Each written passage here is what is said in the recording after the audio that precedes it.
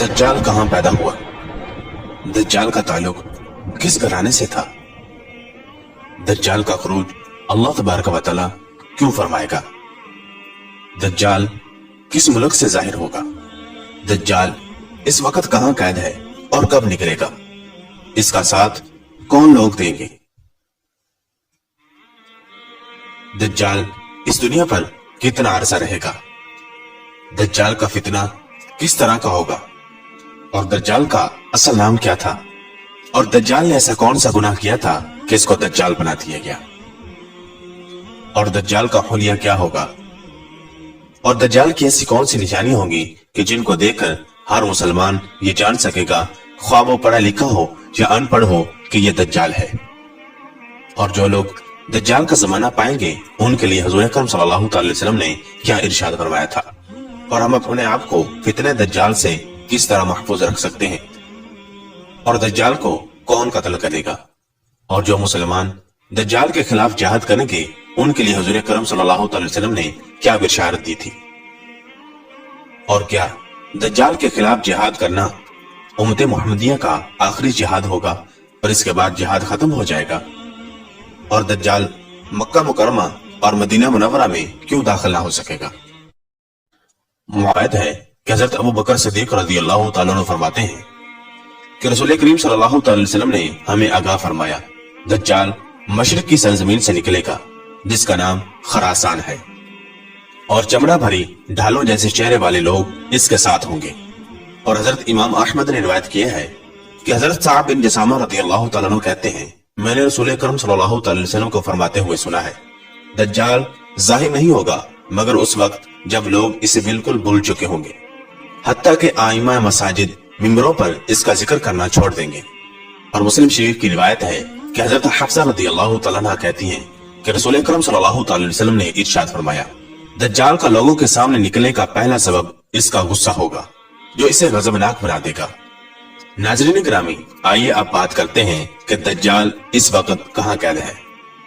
सुनन अबी दाऊद की रिवायत है कि हजरत फातिमा बिन्त कैस रज़ियल्लाहु ताला अन्हा से रिवायत है कि एक रात रसूल अकरम सल्लल्लाहु अलैहि वसल्लम ईशा की नमाज के लिए देर से तशरीफ लाए और फरमाया, मुझे तमीमदारी एक ईसाई आलिम जो बाद में मुसलमान हो गए उनकी बातों ने रोक लिया था जो मुझसे कर रहे थे।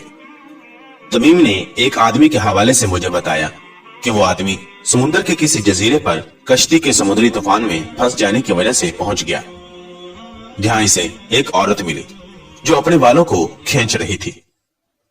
इस आदमी ने उस औरत से पूछा, तू कौन है? औरत ने जवाब दिया, मैं दज्जाल की जासूस हूं, तो जरा इस महल की तरफ आ। मैं इस महल में चला गया, वहां मैंने एक आदमी देखा जो बालों को खींच रहा था, तौक़ो सलासल में जकड़ा हुआ था और जमीन और आसमान के दरमियान उछल कूद कर रहा था। मैंने पूछा, तू कौन है? उस आदमी ने जवाब दिया, मैं दज्जाल हूं।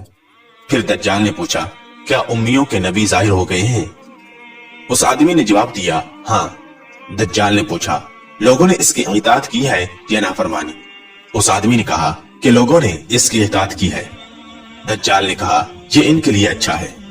और मुस्लिम शरीफ में है कि हजरत फातिमा बिन्त कैस रज़ियल्लाहु ताला अन्हा कहती हैं कि रसूल अकरम सल्लल्लाहु अलैहि वसल्लम ने इरशाद फरमाया, आगाह रहो, दज्जाल शाम ये यमन के समुद्र में मौजूद है।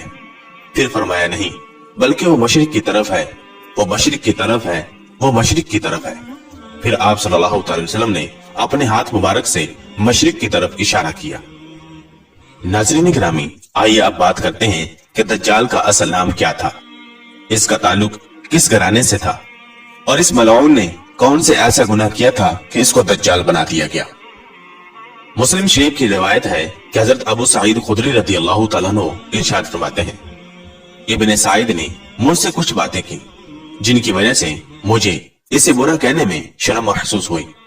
वो मुझसे कहने लगा, मैंने अपने बारे में लोगों से माजरत की कि मैं दज्जाल नहीं, लेकिन ए असहाबे रसूल सल्लल्लाहु अलैहि वसल्लम, मालूम नहीं तुम्हें मेरे बारे में क्या गुमान हो गया है।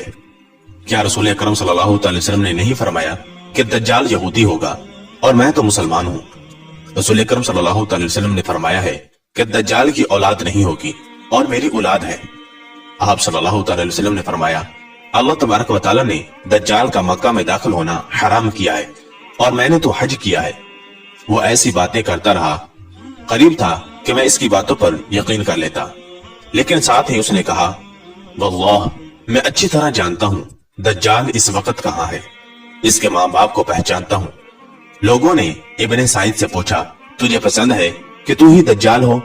چنانچہ وہ کہنے لگا اگر مجھے بنایا گیا تو میں ناپسند نہیں کروں گا۔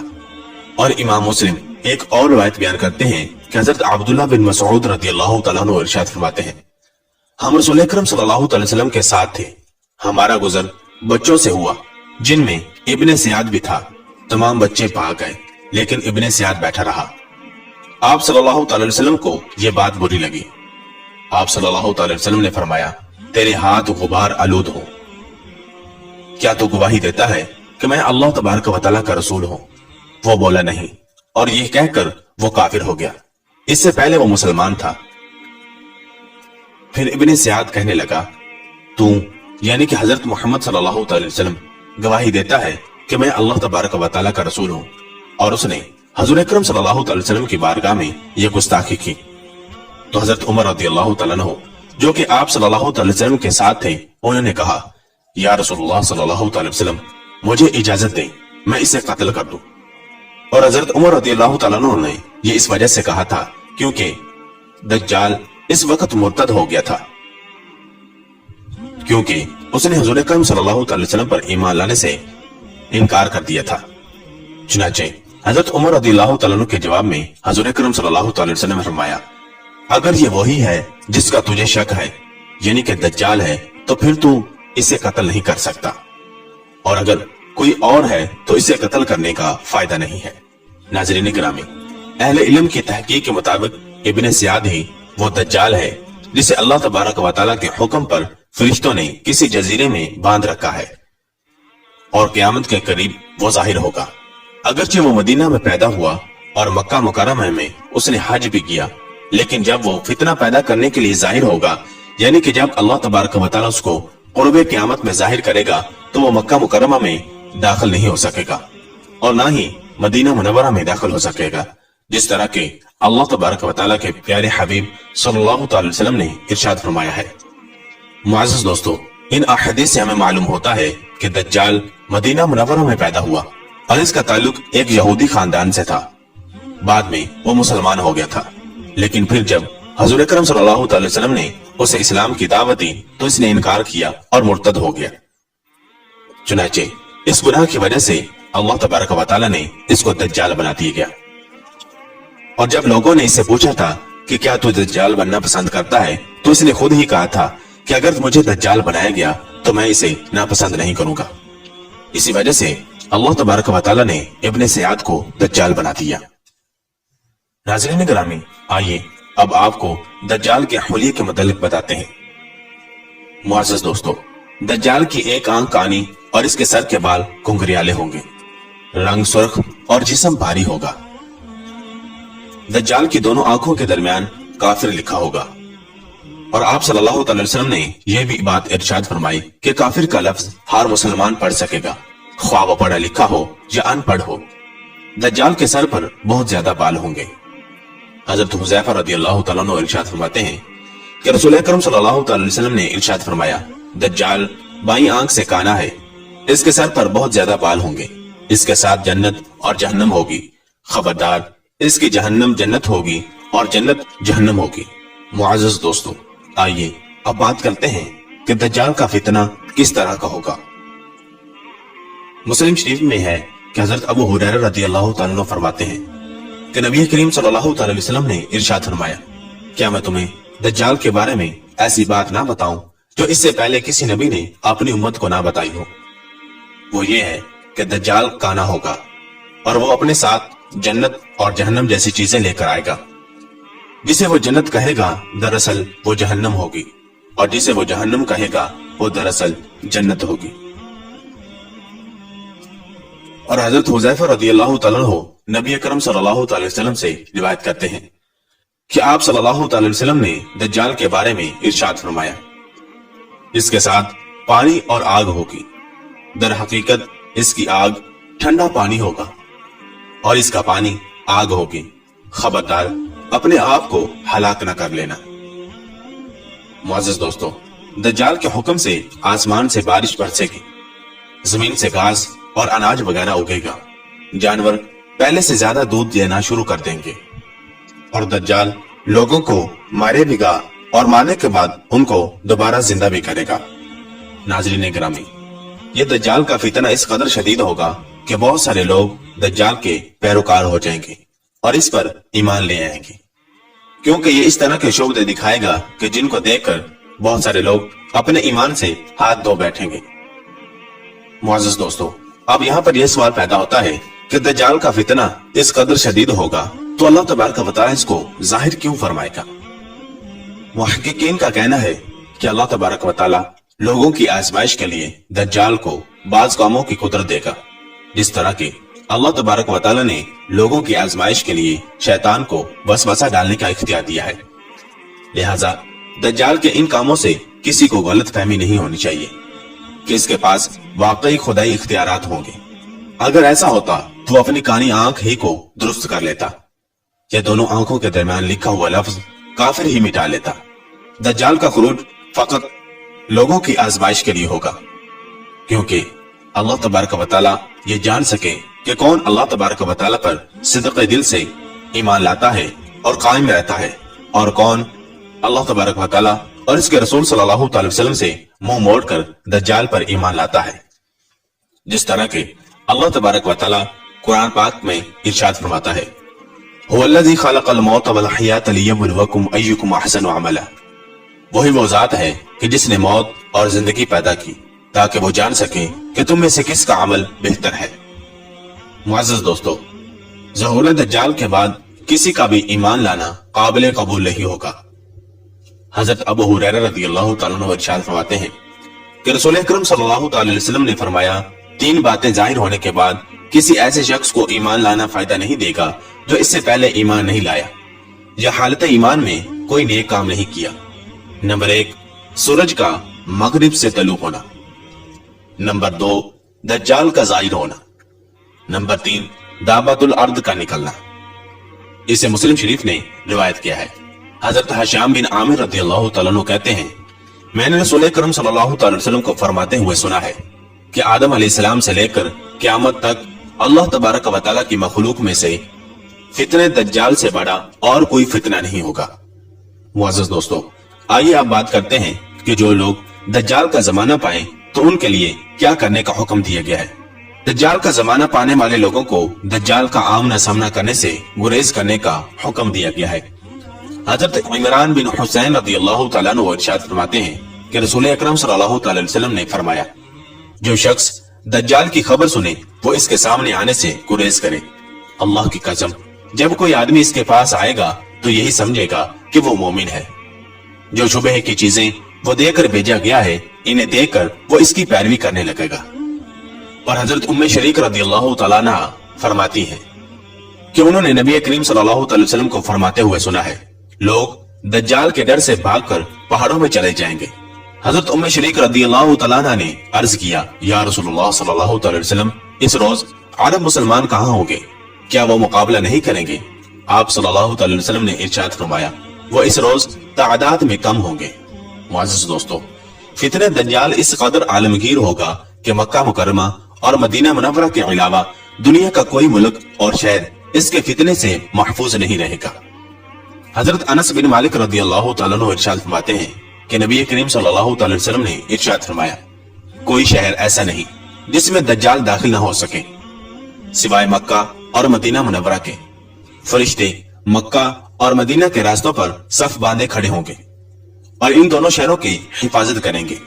दज्जाल मदीना मुनव्वरा की संगलाख जमीन तक पहुंचेगा तो 3 बार जलजला आएगा और मदीना मुनव्वरा में मौजूद तमाम काफिर और मुनाफिक डर कर दज्जाल के पास चले जाएंगे और इसके पैरोकार हो जाएंगे। मुअज़्ज़ज़ दोस्तों, आइए अब बात करते हैं कि दज्जाल इस दुनिया पर कितना अरसा रहेगा। हजरत नवाज बिन समाअन रज़ियल्लाहु तआला अन्हु कहते हैं, एक रोज रसूल अकरम सल्लल्लाहु अलैहि वसल्लम ने दज्जाल का जिक्र फरमाया और नसीहत फरमाई, ऐ अल्लाह के बंदो, साबित कदम रहना। हमने अर्ज किया, दज्जाल कितनी मुद्दत तक जमीन में रहेगा?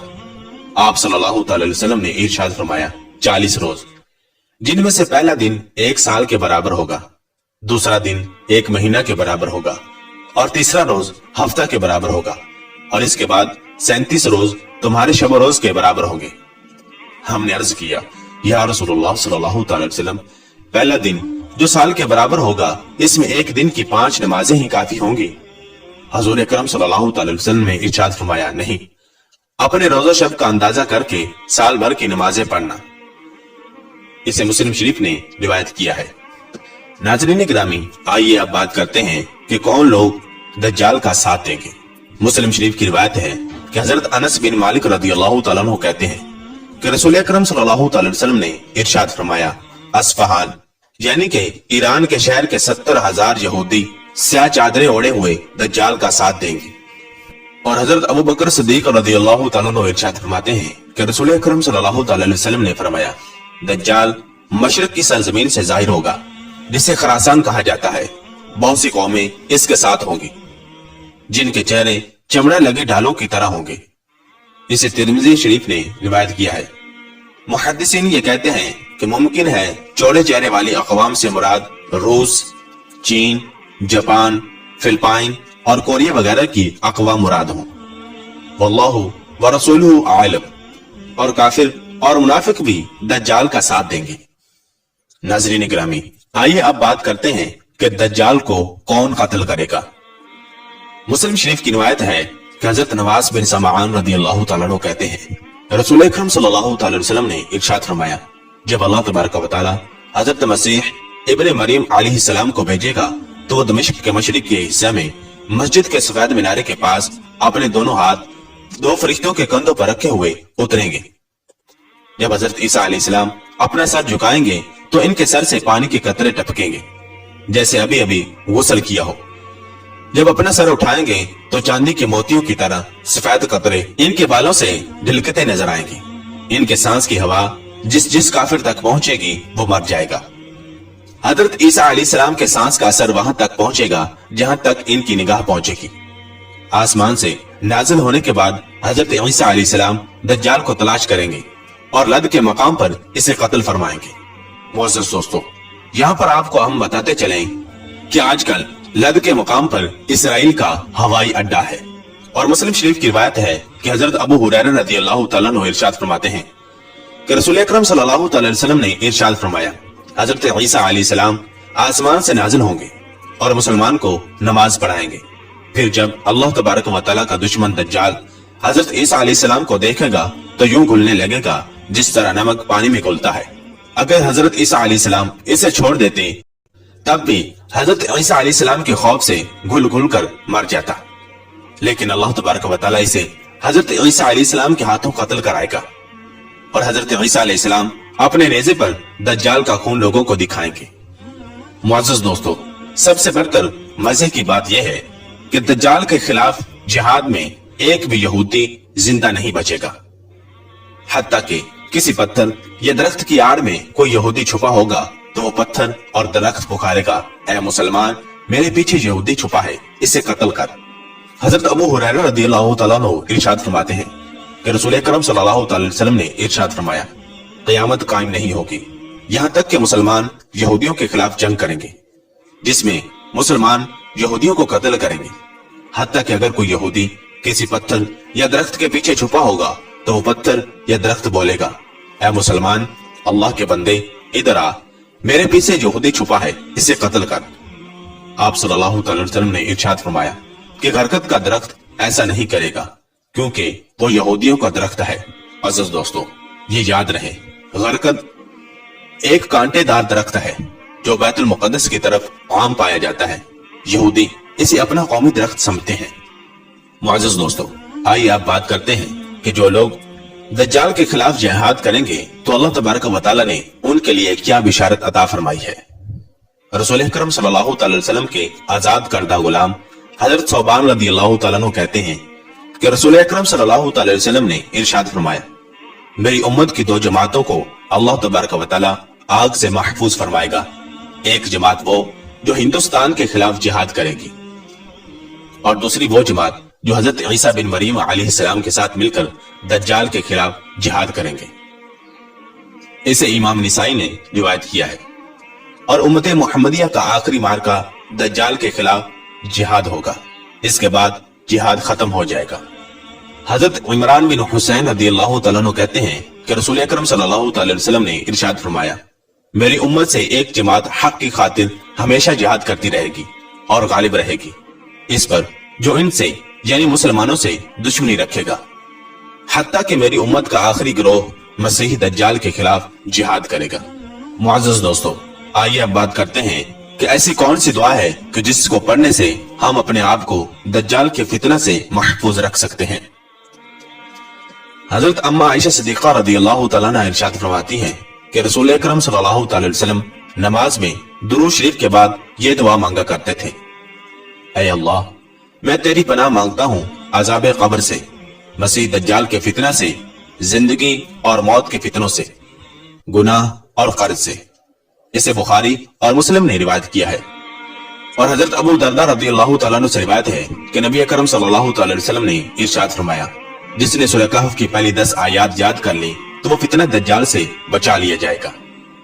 اللہ تبارک و تعالیٰ سے دعا ہے کہ اللہ تبارک و تعالیٰ ہمیں اور ہماری آنے والی نسلوں کو فتنہ دجال سے محفوظ رکھے، ہمیں نیک اعمال کرنے اور گناہوں سے بچنے کی توفیق عطا فرمائے، اور ہمیں اپنی زندگی قرآن و سنت کے مطابق گزارنے کی توفیق عطا فرمائے۔